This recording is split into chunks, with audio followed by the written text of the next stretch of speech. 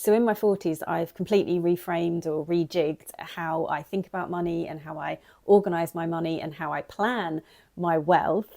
And that has led to greater growth than I ever saw in my 20s and 30s, even though I'm earning a fraction of the amount that I earned in my 30s. So I thought that could be worth a video. Hello and welcome back. I'm Mel and I make videos all about business and money in your 40s. And my videos are going to alternate between business and money from now on. So if either of those topics sound of interest to you, then make sure you subscribe. So where to start with this one then? Ways that I'm building wealth in my 40s. I think one of the fundamental shifts that I've made is really trying to dig into what I mean by wealth and a wealthy life. So I only ever really think about money in terms of how it's going to get me the life that I want to live. And so my starting point is always my life. It's always my life and my life with my partner. So I start to think about how I want to live.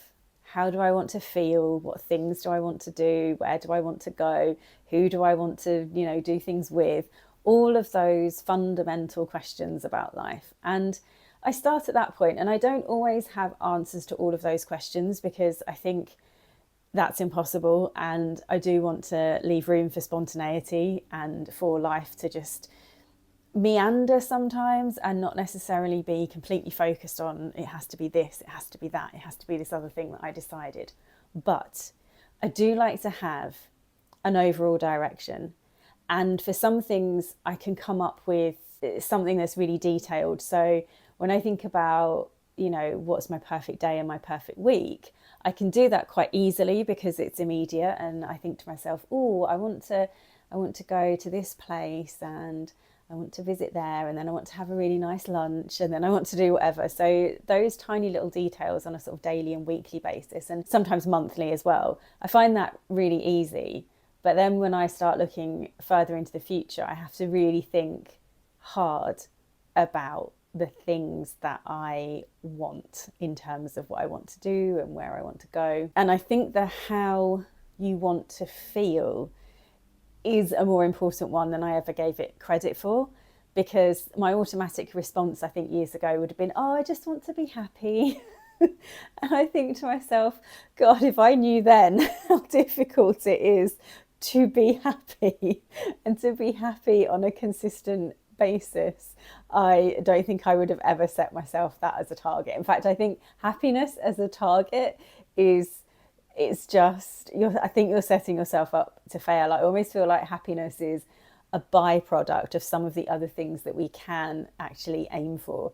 So I started thinking about what would make me feel satisfied in life. What would make me feel like I'm contributing to my relationship, to my family, to my friendships, to my local community, possibly even to my country on a much kind of broader scale, although I wouldn't say I give that as much thought as everything else. So that's definitely been the first thing, is that real shift into thinking about what does a wealthy life look and feel like to me. I do ask myself a series of questions and things like that, and jot down answers and have some thoughts and then discuss them with my other half, because that's really important as well, that we are, mostly on the same page with a lot of this stuff. It doesn't have to be everything. There's always going to be, hopes and dreams and things that he has that aren't really mine.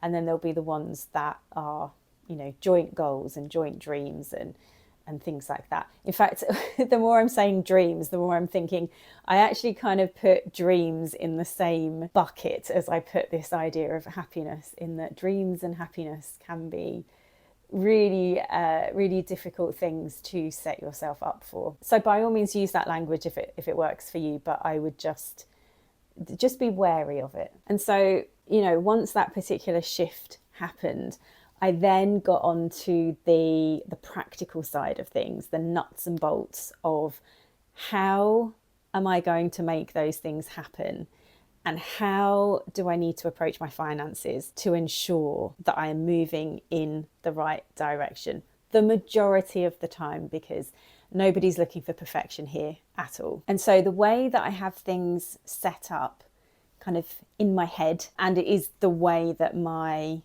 accounts are kind of set up as well, is I divide my financial life, if you like, I divide my finances into now, soon, and later. So when I'm talking about now, I'm talking about anything from now up to about a year in the future. So kind of 0 to 1 year. And then when I'm thinking about soon, I mean things that are from 1 year to about 5 years in the future. And then later are the things that are 6 years plus into the future. Because I have to say, anything beyond 6 years, I find is more difficult for me to imagine. Not impossible, and I have kind of, tricks up my sleeve to kind of really help me get there and help me picture, that kind of distance into the future. But I do definitely find the 1 to 5 year period a lot easier to think about and plan for. So the financial things that I consider as part of the now bracket, the 0 to 1 year,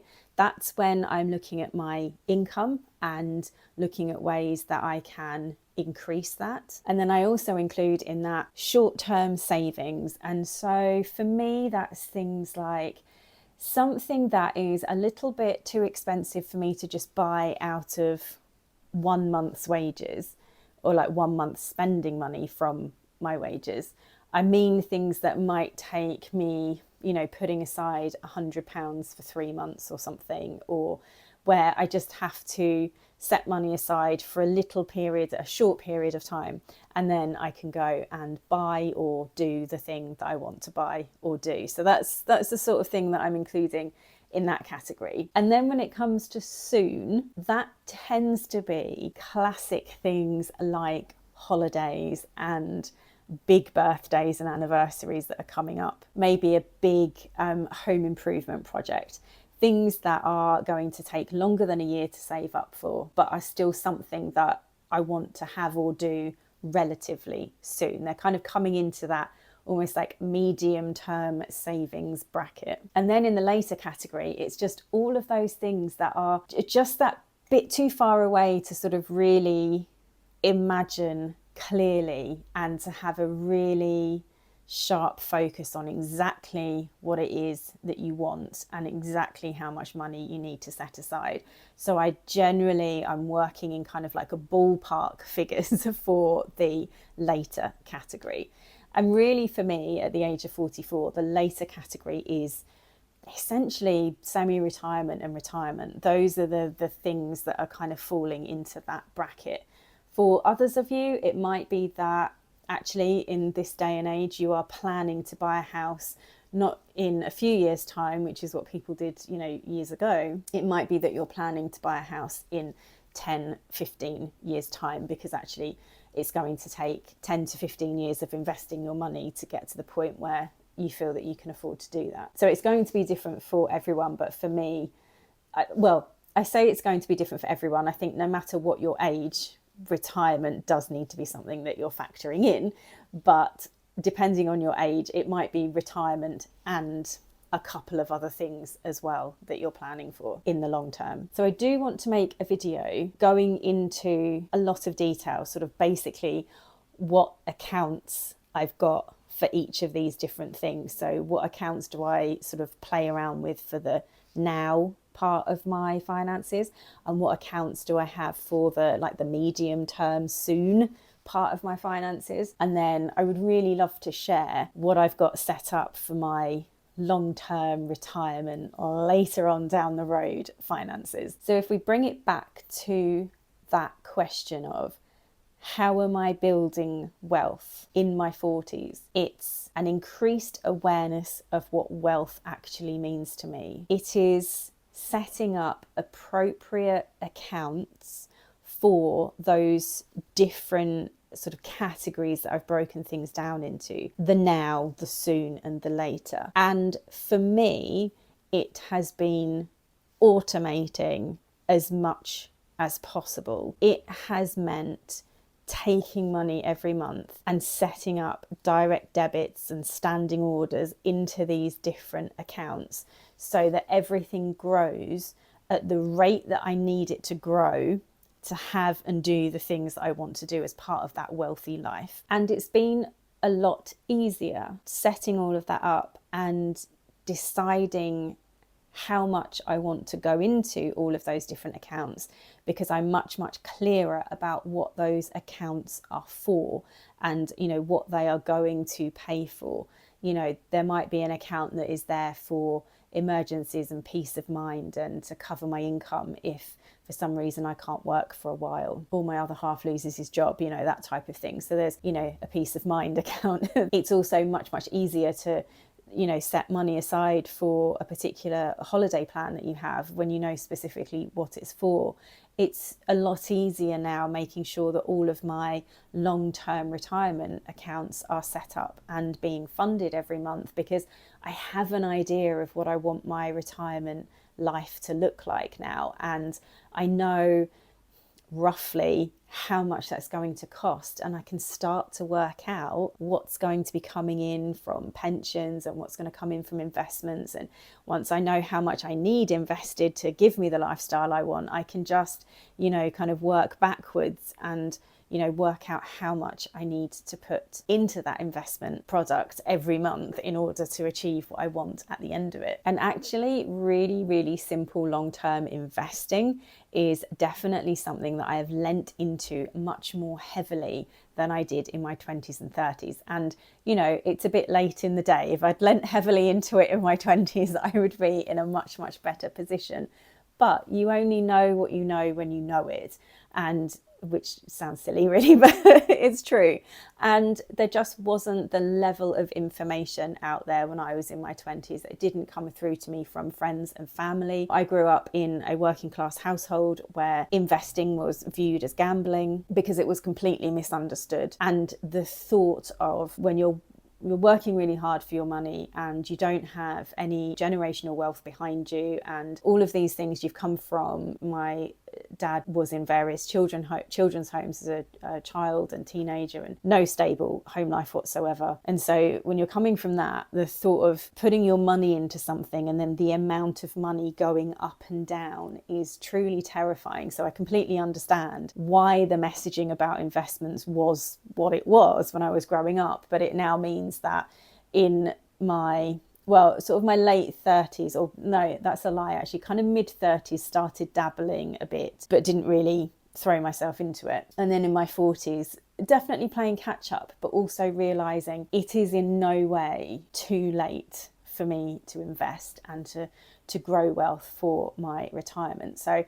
lots of lessons learned along the way. So I think from this video, which is very much a chat and an overview about how I'm building wealth, I would definitely want the takeaways to be thinking really carefully and in as much detail as possible about what a wealthy life means to you, and then breaking down those things that you have decided make up your wealthy life. Work out which ones of them you want and need in the next year, which ones of them you want and need in a few years' time, and then really try and project much further into the future and think about what it is that you want and need for a wealthy life at that point. And then I'm going to come back in future videos and I'm going to show you my setup for now, for soon, and for later. And I would love to know, if you've made it this far into the video, I would love to know in the comments which one of those breakdowns are you most interested in? Are you interested in the now, which is where I strategize for increasing my income, the way that I budget my money on a monthly basis, and the things that I choose to spend my money on, and basically how I just manage everything on a kind of weekly, monthly, annual basis? Is that the one that sounds most interesting? Or is it the middle ground one? Are you interested to see how I set up my medium-term savings pots and the types of things that I am setting money aside for? Or is it actually the long-term, the later section that's most interesting to you, the how I've got basically my retirement sorted and set up and automated and just everything taken care of in a deliciously, wonderfully simple and easy way. Which of those 3 breakdowns are you most interested in seeing? Just out of curiosity. Thank you so much for hanging out with me while I have a little chat about my wealth building, and I hope to see you again soon in the next video.